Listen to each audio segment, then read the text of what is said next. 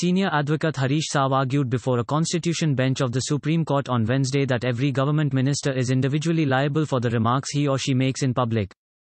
A 5-judge bench led by Justice Arun Mishra is examining whether further reasonable restrictions should be imposed on the right to free speech of government ministers to protect the fundamental right to dignity and life of ordinary citizens. The bench is examining the question in the background of the public comments made by former Uttar Pradesh Minister Azam Khan that the gruesome Bulandshahr gang rape of a girl and her mother by bandits was a political conspiracy of then state government led by Akhilesh Yadav. Mr. Salve argued that the minister concerned does not need to hold a portfolio or need to be the Home Minister in charge of law and order to adhere to the constitutional principles of his office. What is at stake is public faith in the system and in the institution. Democracy is very fragile, it depends on the faith of the public on the system. Mr. Salve said. Mr. Salve, who is the amicus curiae in the case before the bench, said people do not take the law into their own hands because they trust the system to do justice for them. If you undermine the faith of the public in the justice delivery system, there will be complete anarchy. Mr. Salve submitted. The senior advocate said the courts cannot remain a mute spectator when the fundamental right of life under Article 21 is violated in the exercise of free speech. He suggested the court could frame something in the line of the Vishakha guidelines when there is a vacuum and until the legislature kicks in to fill the loophole. Mr. Salve pointed out that, increasingly, more and more public services are being given to private agencies. The theory that only government servants perform public service is outdated. As we progress in society, the role of the state shrinks. The state has less and less of a role in our lives. Our jurisprudence has to change accordingly, he contended.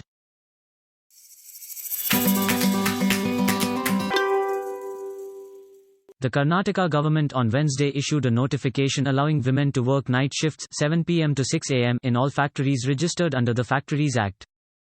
The state government has in the notification cited the Madras High Court judgment striking down Section 66(1)(b) of the Factories Act, 1948, which prohibited employment of women to work in night shifts, and certain conditions laid down by it. Currently, women are allowed to work night shifts only in the IT and IT-enabled service sectors. With this move, women will be allowed to work during nights in other sectors including manufacturing.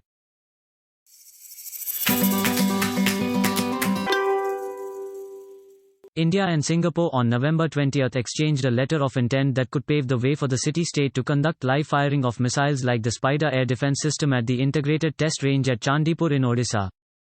This was agreed during the 4th India-Singapore Defence Ministers Dialogue (DMD), which was co-chaired by Defence Minister Rajnath Singh and his Singapore counterpart Dr. Ng Eng Hen in Singapore on November 20.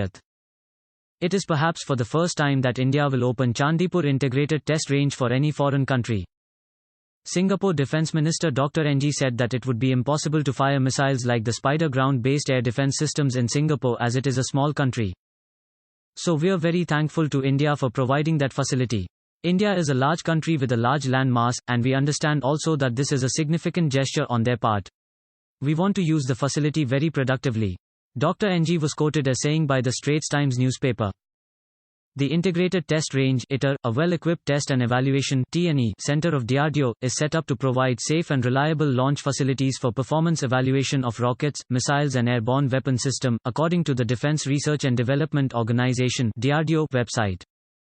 Mr. Singh held wide-ranging talks with Dr. Ng, following which the two ministers witnessed the exchange of the letter of intent on Singapore's use of Chandipur Integrated Test Range in Odisha as well as on deepening humanitarian assistance and disaster relief (HADR) cooperation.